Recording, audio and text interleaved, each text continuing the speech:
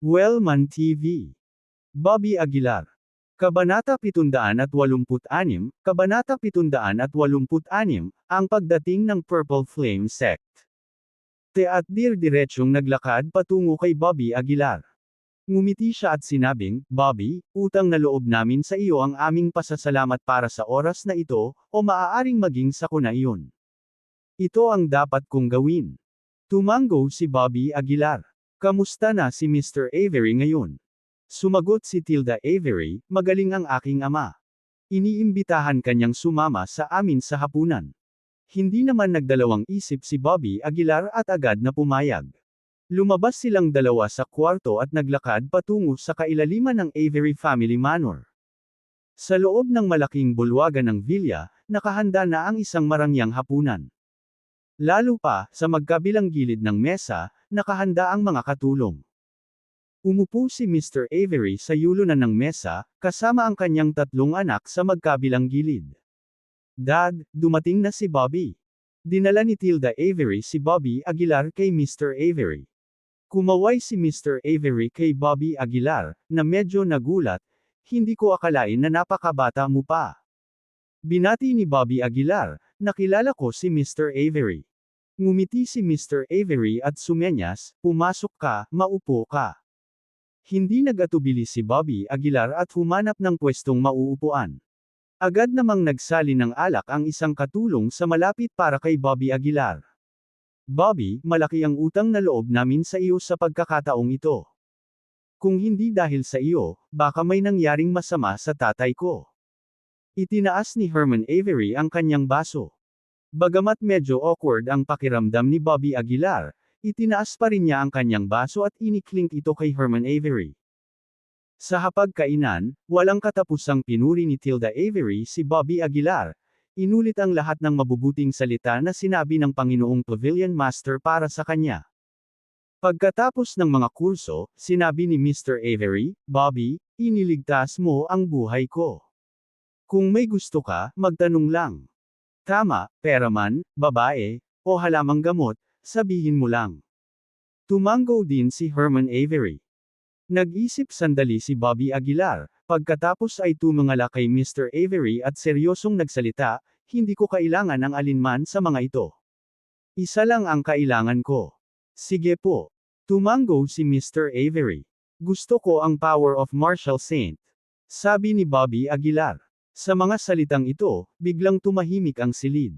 Napakunot ang noo ng lahat. Hindi. Malamig na sabi ni Mr. Avery.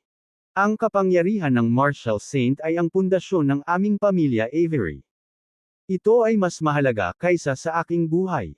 Mukhang hindi nasisiyahan si Mr. Avery. Mabilis na sinabi ni Herman Avery sa malapit, Bobby Aguilar, baguhin mo lang ang iyong mga termino. Maliban sa kapangyarihan ng Martial Saint, maipapangako namin sa iyo ang anuman. Mataimtim na sinabi ni Bobby Aguilar, to be honest, ang dahilan kung bakit ako napunta sa Avery family ay para sa power of Martial Saint. Bukod dito, wala na akong kailangan pa. Pagkarinig nito, hinampas ni Mr. Avery ang mesa at galit na tumayo. Siya ay umungal, walang paraan na makukuha mo ang kapangyarihan ng Martial Saint. Isuko mo ang ideyang iyon. Pagkatapos magsalita, kumaway si Mr. Avery at sinabing, bigyan mo siya ng pera at pakawalan siya. Nag-aalala rin si Tilda Avery, ibinulong niya kay Bobby Aguilar, Bobby, bilasan mo at baguhin mo ang kahilingan mo. Umiling si Bobby Aguilar, Mrs. Avery, maliban sa power of Martial Saint, sa tingin ko ay wala na akong ibang kailangan. Kinuha ni Herman Avery ang isang bank card at sinabing, mayroong 10 milyong yuan dito. Makukuha mo ito. Sinulyapan ito ni Bobby Aguilar, itinulak pabalik ang bank card, at umiling, hindi ako nagkukulang ng pera. Ito ang iyong sariling pagpipilian. Malamig na sabi ni Mr. Avery. Nang makita ang sitwasyon, napabuntong hininga si Bobby Aguilar. Ang pagkuha ng power of Martial Saint ay hindi ganoon kadali. Pagkatapos ng lahat, ang pamilya Avery ay hindi ang mayamang Capital City Martial Arts Association. Para sa mga aristokratikong pamilya, ang power of Martial Saint ang kanilang pinakamahalagang pundasyon. Maliban kung nagkaroon ng kalamidad ng pagpuksa, ang power of Martial Saint ay hindi gagamitin. Ilang sandali ang nakalipas, mainit ang kapaligiran sa hapagkainan, ngunit ngayon ay naging napakalamig. Dahan-daang tumayo si Bobby Aguilar, nagbabalak na magpaalam. Sa sandaling ito, biglang pumasok ang dalawang lalaki mula sa labas. Ang dalawa ay malakas at may kahangahangang hangin, at ang kanilang mga mukha ay puno ng bangis, na nagpapahiwatig na sila ay hindi dapat gawing trifle. Sino ka? Mabilis na tumayo si Herman Avery at galit na sumigaw. Ang dalawang lalaking ito ay nginisyon at sinabing, kami ay mula sa Purple Flame Sect.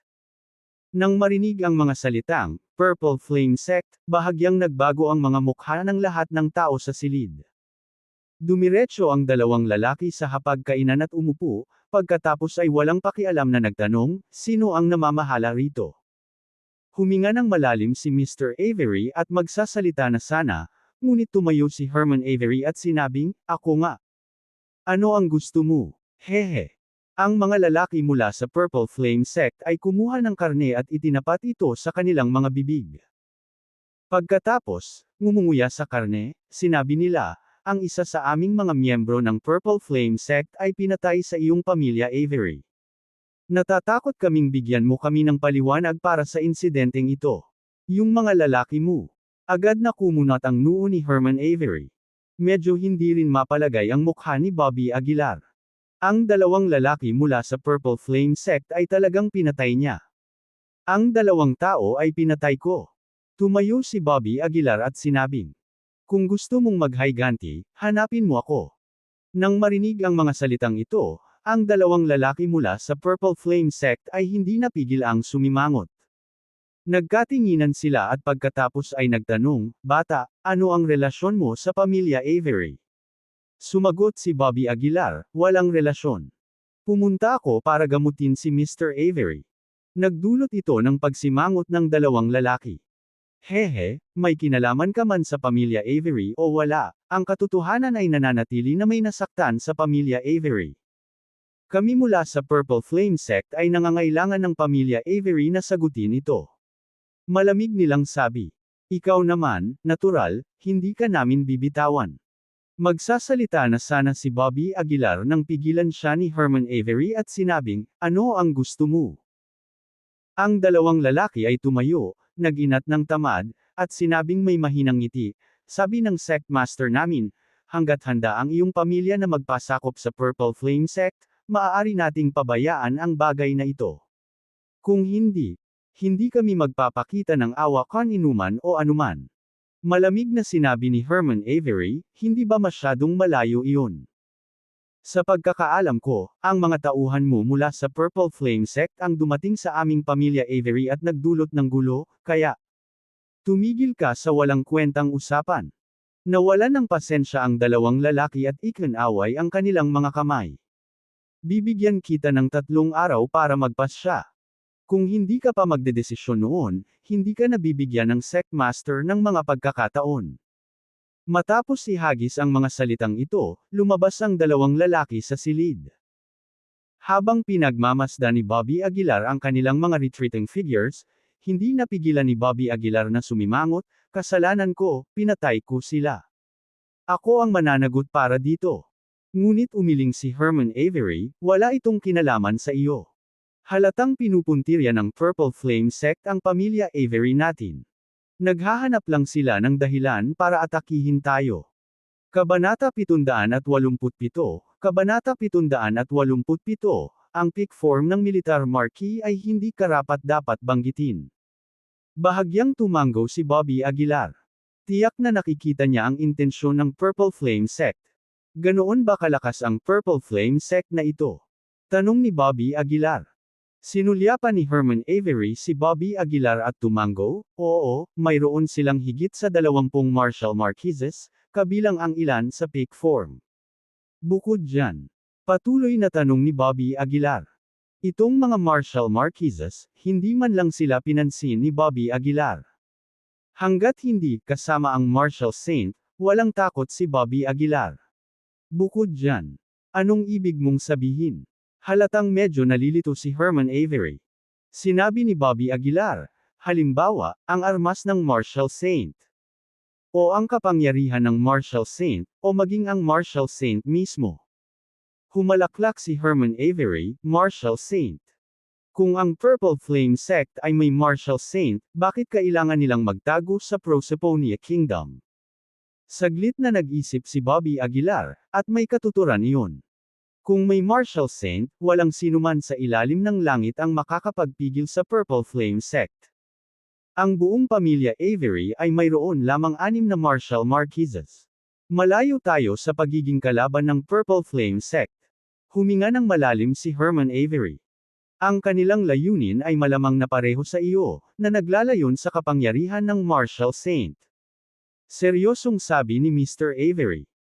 Hinaplos ni Bobby Aguilar ang kanyang baba at sinabing, "So, kung gusto mong harapin itong Purple Flame Sect, dapat mong gamitin ang power of Marshall Saint, tama?"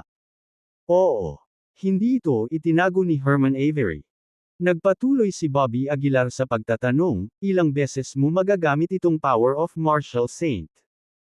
Ipinaliwanag ni Tilda Avery sa gilid, "Bobby, mukhang hindi mo alam ang tungkol sa power of Marshall Saint."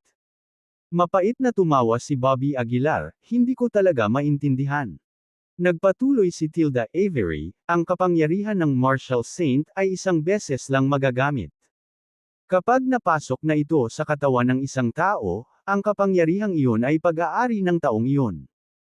Napabulala si Bobby Aguilar, "So ibig sabihin, ang kapangyarihan ng Marshall Saint na ito ay mananatili magpakailanman sa kanyang katawan?"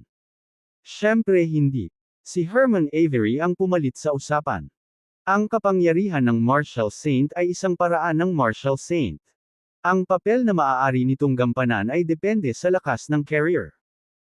Kung ang kapangyarihan ng Marshall Saint ay itinurok sa katawan ng isang Grandmaster, hindi lamang ito magkakaroon ng anumang epekto, maaari pa itong maging sanhi ng pagsabog at pagkamatay ng Grandmaster. Kung gaano katagal mananatili itong power of Marshall Saint, kadalasan ay hindi ito lalampas sa 1 buwan. Tumango si Tilda Avery at sinabing, "Oo, ibig sabihin kapag nagamit na ang power of Marshall Saint, mawawala ito, sandali na lang." Biglang nagkaroon ng kaliwanagan si Bobby Aguilar. Kaya, itong power of Marshall Saint ay parang nuclear bomb sa panahong ito. Kapag ginamit, wala nang babalikan. Sa ngayon, maaari lang nating gamitin ang power of Marshall Saint.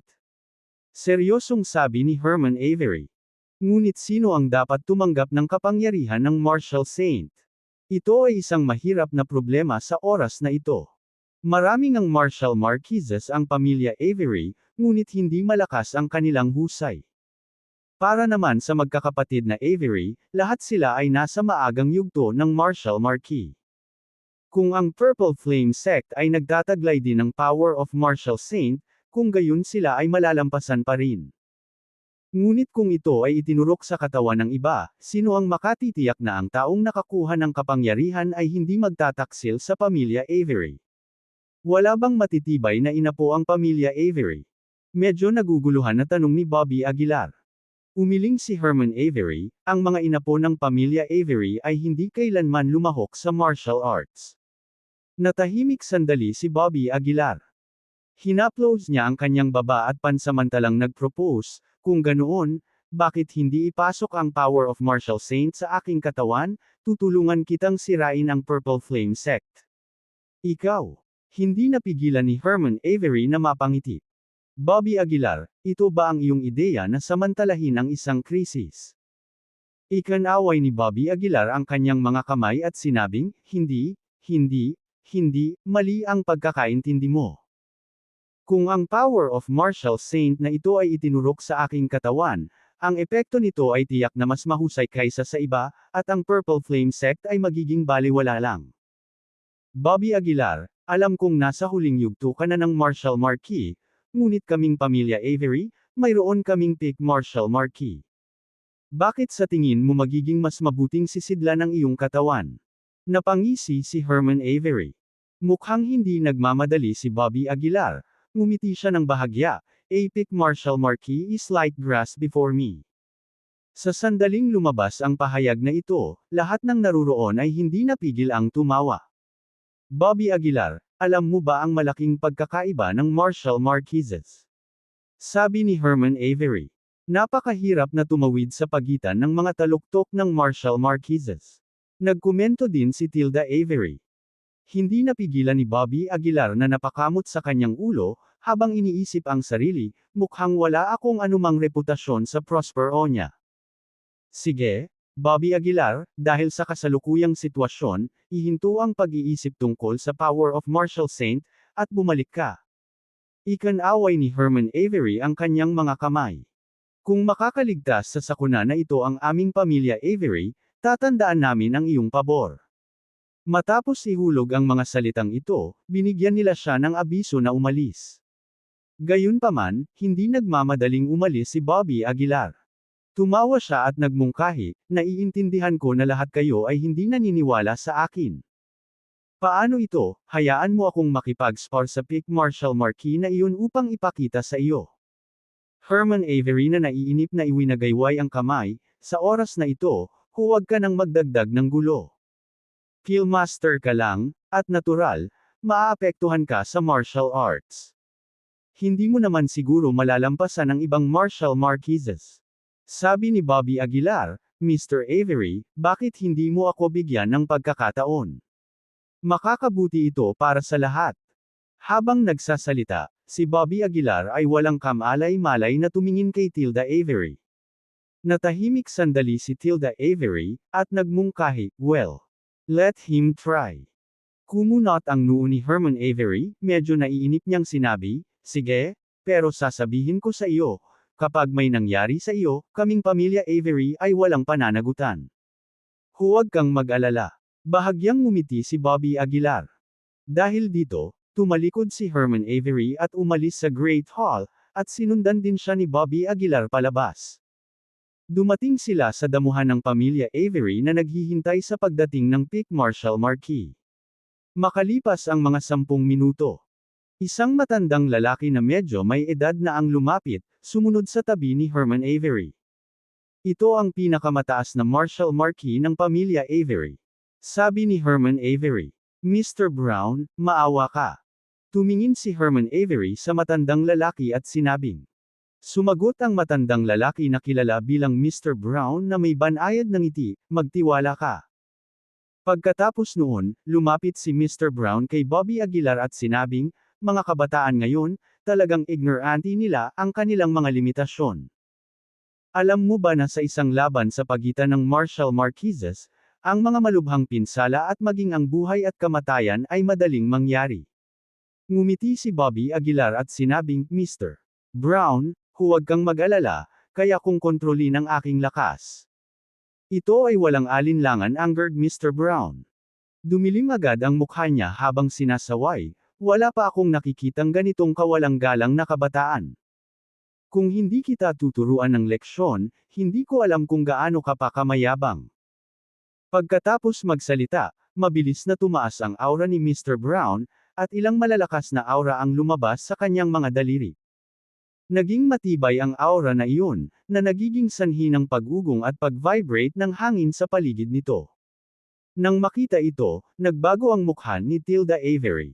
Ito ang signature move ni Mr. Brown, Heaven's Dance Slash. Bulalas ni Tilda Avery. Mr. Brown, mangyaring maging maawain. Ngunit si Mr. Brown, na galit na, ay walang pakialam sa sasabihin ni Tilda Avery. Hinawakan niya ang kanyang sandata at diretso itong nakatutok sa dibdib ni Bobby Aguilar.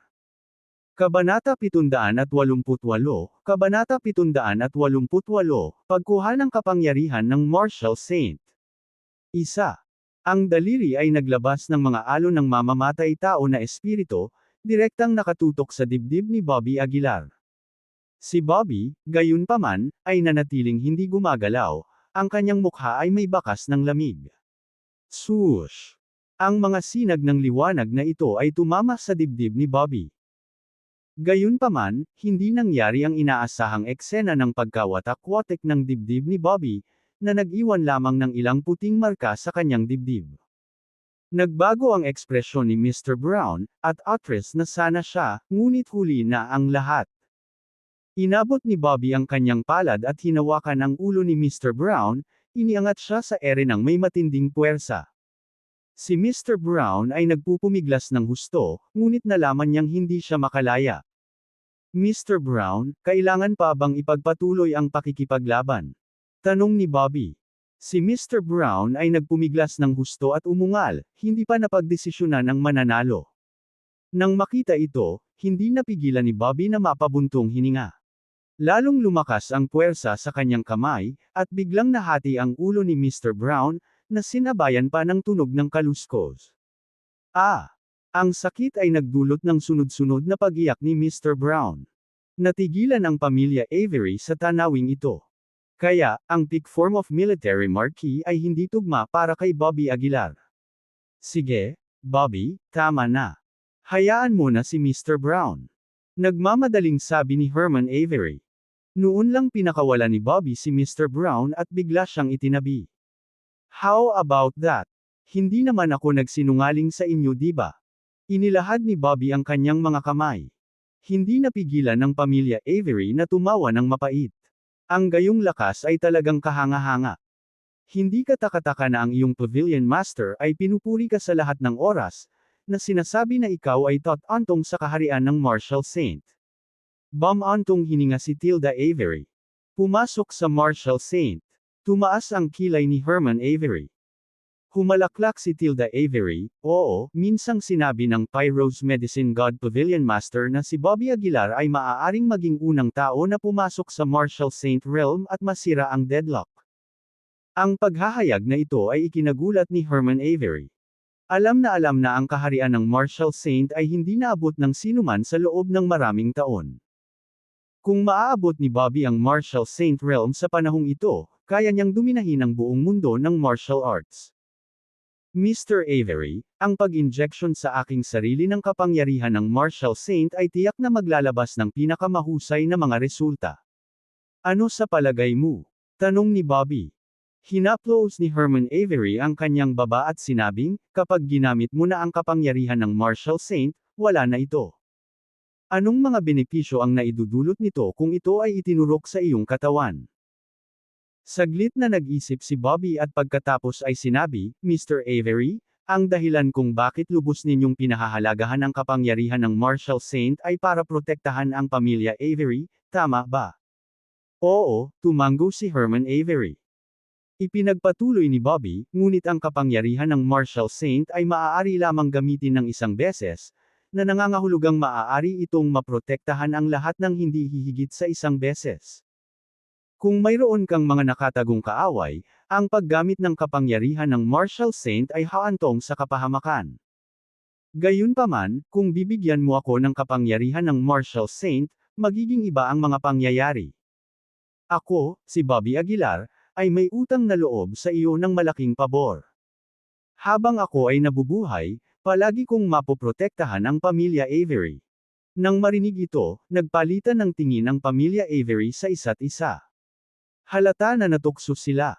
Kung totoo, gaya ng sinabi ni Tilda, na makakarating si Bobby sa Marshal Saint Realm, magiging sulit ang deal na ito. How about this? Bumalik ka muna at pag-usapan natin ito. Ano sa tingin mo? Mungkahi ni Herman Avery. Tumango si Bobby at sinabing, syempre, hindi problema iyon. Maya-maya lang, biglang may naisip si Bobby.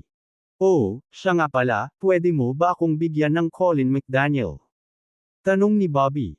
Bakit mo siya gusto? Naguguluhang tanong ni Herman Avery. Ngumiti si Bobby at sinabing, kapaki-pakinabang siya. Nang hindi na nagtanong pa, tumango si Herman Avery at sinabing, walang problema, may magpapadala sa kanya sa kwarto mo mamaya. Salamat. Tumango si Bobby. Mga 10 minuto pagkabalik ni Bobby sa kwarto niya, may naghatid kay Colin McDaniel. Nang makita si Bobby, ang ekspresyon ni Colin ay agad na naging sobrang pangit. Bobby, anong gusto mong gawin? Takot na tanong ni Colin. Ngumiti si Bobby at sinabing, huwag kang mag-alala, interesado lang ako sa iyong espiritual na apoy. Ikaw, anong ibig mong sabihin?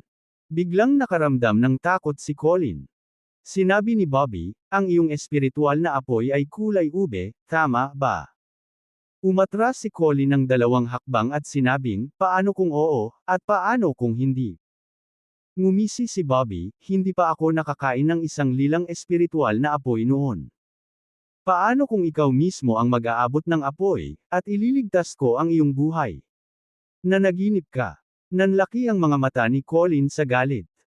Ang lilang espiritual na apoy na ito ay ang pundasyon ng aking pagkakakilanlan, hindi mo ito matatanggap. Ngumisi si Bobby, sa tingin mo ba ay may mga kwalifikasyon ka para tumanggi? Kinagat ni Colin ang kanyang mga ngipin at tumawa, kung gayon, patayin mo ako, kahit na patayin mo ako, hindi kita bibigyan ng espiritual na apoy. Biglang naging malamig ang ekspresyon ni Bobby. Tumingin siya kay Colin at malamig na sinabi, hindi ko kailangan ng iyong espiritual na apoy. Binibigyan kita ng pagkakataong mabuhay. Gayunpaman, si Colin ay hindi kapani-paniwalang matigas ang ulo, na may determinadong tingin sa kanyang mukha. Lalaking may bigot, mayroon ka bang anumang paraan para pahirapan ang mga tao? Tanong ni Bobby. Pinunasan ng lalaking may bigot ang kanyang mga kamay at nakangiting sinabi, maraming paraan. Pagkatapos ay naglabas siya ng garapon na kalahating tao ang taas at inilagay sa harap nilang dalawa.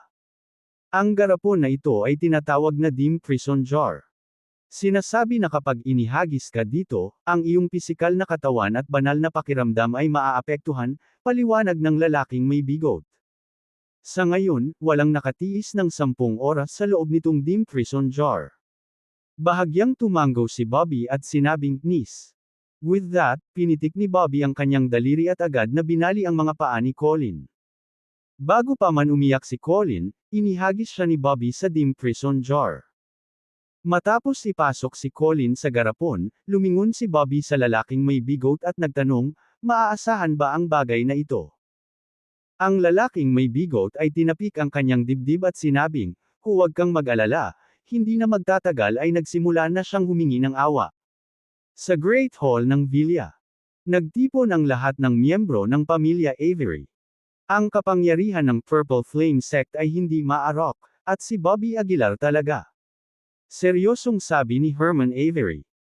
Sa katunayan, kahit na si Mr. Brown ay na-infuse ng kapangyarihan ng Martial Saint, maaaring hindi niya mahawakan ang Purple Flame Sect, sabi ng isa pang miyembro ng pamilya. Kung matatalo tayo, tiyak na mas masahol pa sa kamatayan ang haharapin natin. Sa puntong ito, mataimtim na sinabi ni Mr. Avery, sino ang makakagarantiya na ang Bobby na ito ay maaasahan? Paano kung mawala siya pagkatapos makuha ang kapangyarihan ng Martial Saint? Hindi yun dapat mangyari. Pagkatapos ng lahat, siya ay ipinakilala ng Medicine God Pavilion, sagot ni Tilda. Nagtiwala ng husto ang Avenue Rise sa Medicine God Pavilion. Tilda, bakit hindi mo tawagan ang Lord of the Medicine God Pavilion at magtanong? Mungkahi ni Herman Avery. Tumango si Tilda Avery, kinuha ang kanyang telepono, at tinawagan ang Pavilion Master. Makalipas ang ilang minuto, bumalik si Tilda na nakangiti. Sabi niya, sinabi ng Lord of the Medicine God Pavilion na si Bobby ay 100% mapagkakatiwalaan. Kung may mali, siya ang mananagot. Nagpalitan ng tingin ng grupo, tila nagkasundo. Dahan-daang tumayo si Mr. Avery. Inalis niya ang kanyang tingin sa lahat at same time na sinabi, magpasya tayo kung gayon. Ang kapangyarihan ng Martial Saint ay ilalagay sa katawan ni Bobby Aguilar. Kabanata 789, Kabanata 799, ang ninuno ng pamilya Avery sa lungguhit 1. Kinabukasan. Nakahiga pa rin si Bobby Aguilar sa kama at nakapikit ng may kumatok sa pinto. Pagbukas ng pinto, nakita si Tilda Avery na nakatayo sa entrance. Mrs. Avery, mabilis siyang pinapasok ni Bobby. Bahagyang tumango si Tilda at umupo sa tapat ni Bobby na may dalang almusal.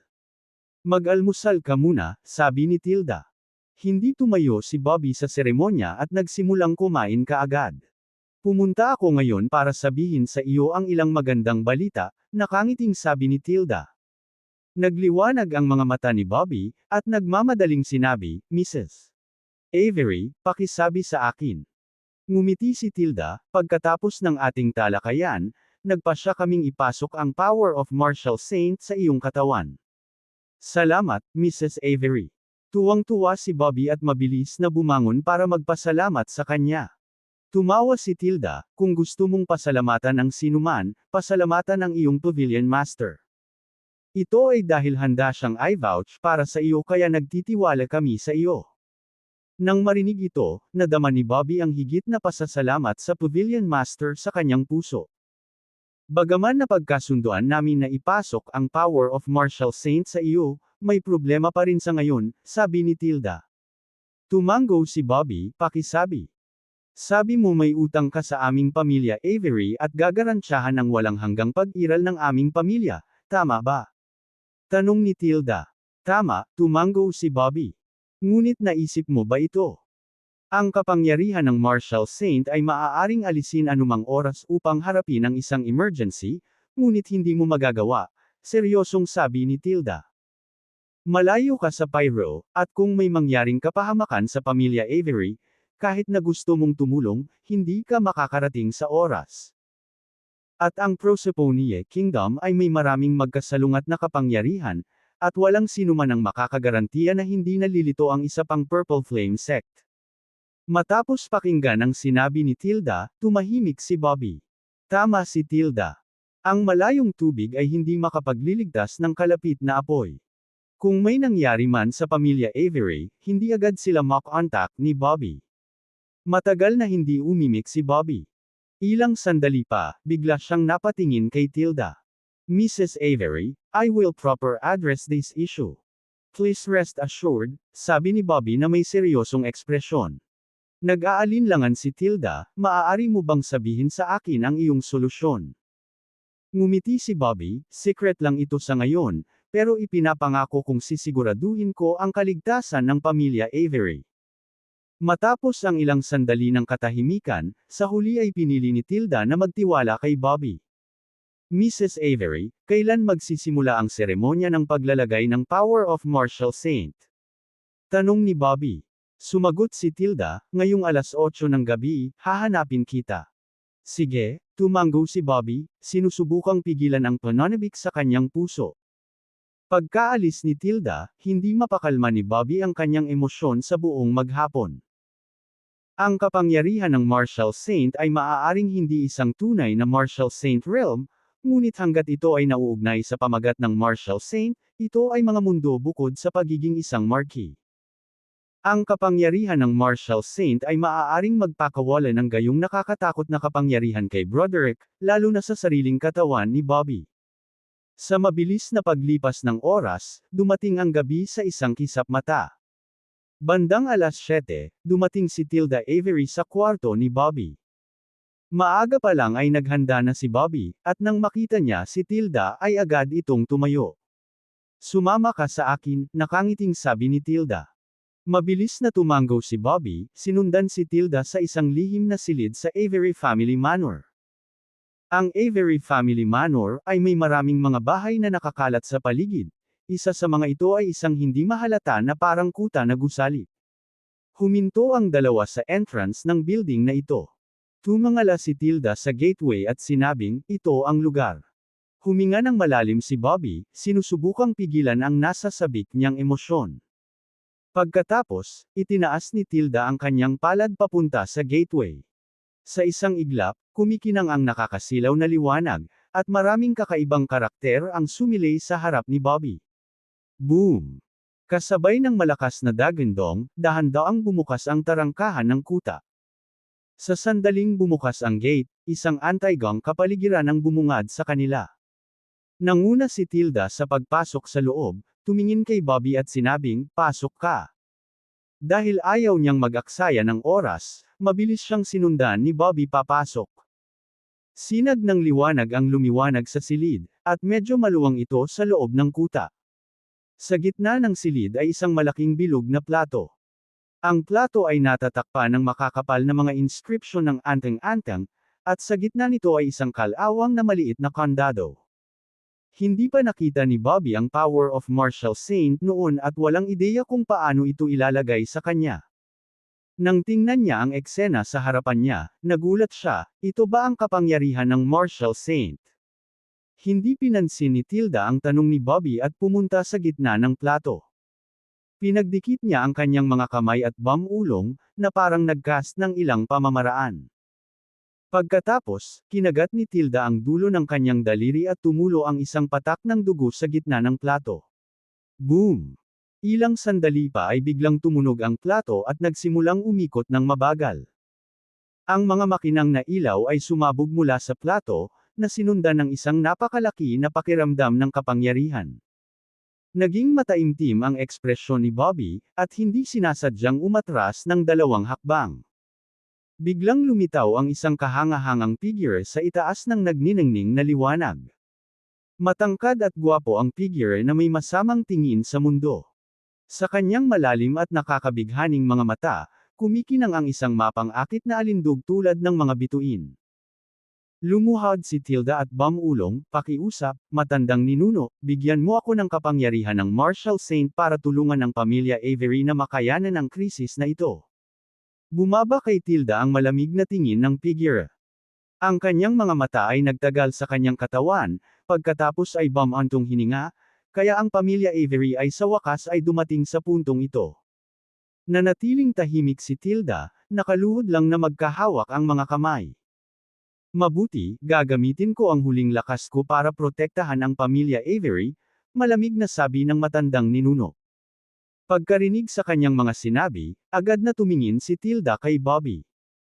Hindi nag-aksaya ng oras si Bobby, mabilis na humakbang pasulong at tumayo sa harap ng matandang ninuno. Nakadikip ang mga kamay at bahagyang yumuko, ang kanyang mukha ay nagpapakita ng paggalang. Dahan-daang itinaas ng figure ang kanyang palad, at sa isang iglap, isang nakasisilaw na liwanag ang sumilay. Ang mga sinag ng malakas na enerhiya ay sumugod patungo sa ulo ni Bobby. Ilang saglit, naramdaman ni Bobby ang mainit na daloy sa kanyang katawan, mula sa tuktok ng kanyang ulo pababa sa iba't ibang bahagi ng kanyang katawan. Isang nakakagulat na dami ng enerhiya ang nabubuo sa loob ng katawan ni Bobby. Habang inilalagay ng matandang ninuno ang kapangyarihan ng martial saint sa kanya, nagsimulang kumupas ang kanyang anyo. Ang dantian ni Bobby ay napuno ng isang malakas na puwersa na hindi sa kanya. Ito ay isang hindi maarak na lakas na lampas sa kanyang pinakamaligaw na imahinasyon, isang bagay na hindi pa niya naramdaman noon. Tila nagkaroon ng pagbabago ang buong katawan niya sa sandaling iyon, lalo pang hindi nasesire ang kanyang laman. Tumagal ng buong 3 oras ang proseso bago unti-unting natapos, at sa puntong ito, medyo malabo na ang figure ng matandang ninuno. Bata, tandaan, huwag mong hayaang mapahamak ang aking pamilya Avery. Iniwan ng figure ang kanyang huling kinahuhumalingan bago naglaho at tuluyang naglaho. Kabanata 770, Kabanata 770, Ako ang iyong ama. Isa. Ang tunog ay umalingaw sa kuta sa loob ng mahabang panahon, at ang power of martial saint ay ganap na nakapasok sa katawan ni Bobby Aguilar. Nakatayo roon si Bobby nang hindi gumagalaw, bahagyang nakapikit ang mga mata, na parabang nararamdaman ang sukdulang kapangyarihan na ito. Ito ba ang kapangyarihan ng martial saint? Mahinang bulong ni Bobby, nakakuyom ang kanyang mga kamao at naramdaman ang napakalaking power surge na parang isang malawak na dagat. Ito ay isang kapangyarihan na hindi pa nararanasan ni Bobby, napakalakas na ito ay nakalalasing at hindi mapaglabanan. Sa sandaling ito, si Bobby ay sabik na malaman ang kapangyarihan ng lakas ng martial saint. Inaasahan pa niya ang pagdating ng Purple Flame Sect ng mas maaga. Ano ang nararamdaman mo ngayon? Tanong ni Tilda Avery habang papalapit. Tumango si Bobby, very good. Mabuti naman, nakahinga ng maluwag si Tilda nang mapansin ang kilos nito. Ang bilog na disk sa kanilang harapan ay nagsimulang mabasag, na nagiging mga guho sa isang kisap mata.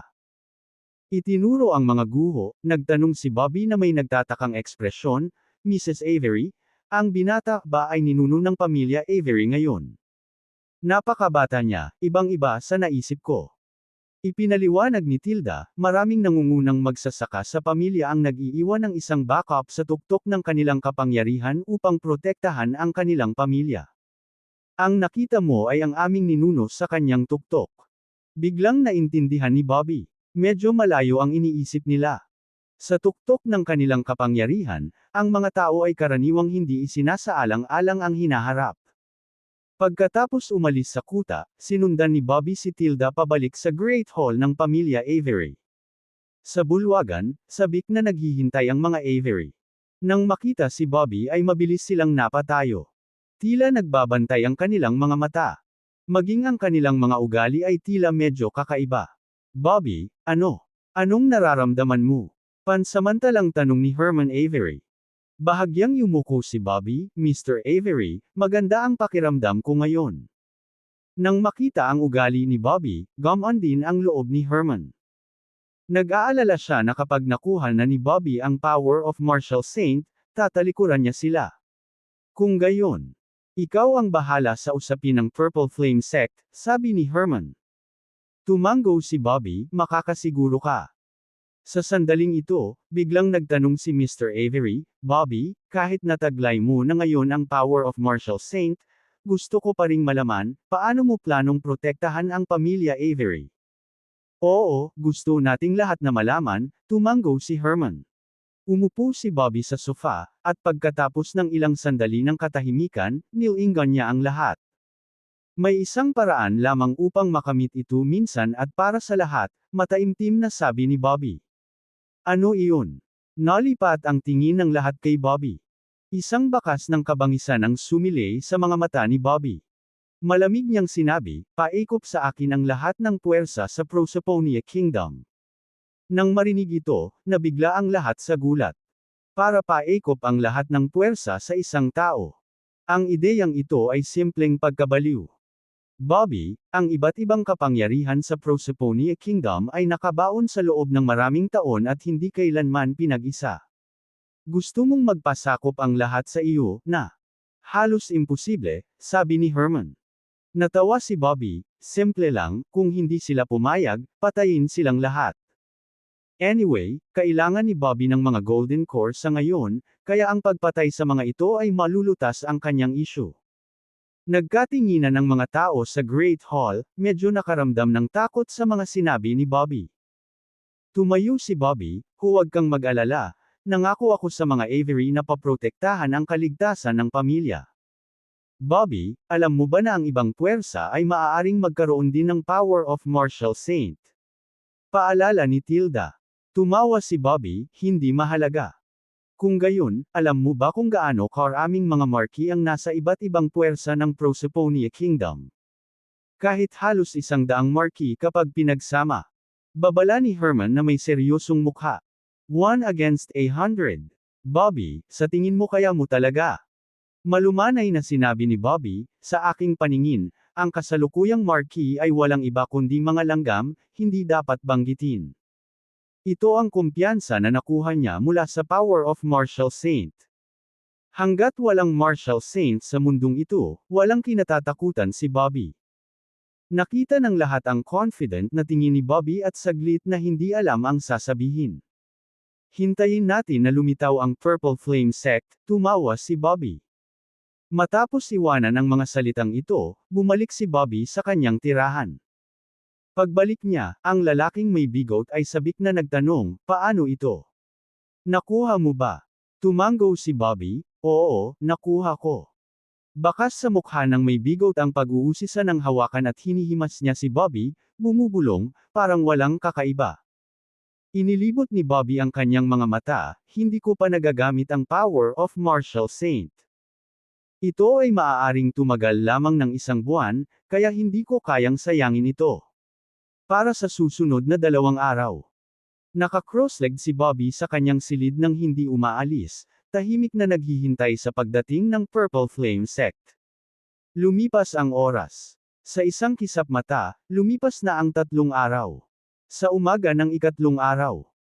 Ang mga miyembro ng pamilya Avery ay nakatayo lahat sa plaza na may malungkot na ekspresyon sa kanilang mga mukha. Kinakabahan silang nakatingin sa pasukan.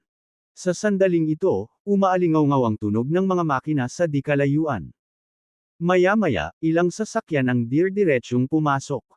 Nang huminto ang mga sasakyan, lumabas ang mahigit 10 marquee. Ang pinuno ay isang lalaking nakasuot ng itim. Ang matangkad at gwapong lalaki ay nagpakita ng aura ng maharlika, at ang mahinang presensya ng isang marquee sa paligid niya ay mas nakakapangilabot. Si Carver Knox talaga ang nangunguna sa koponan.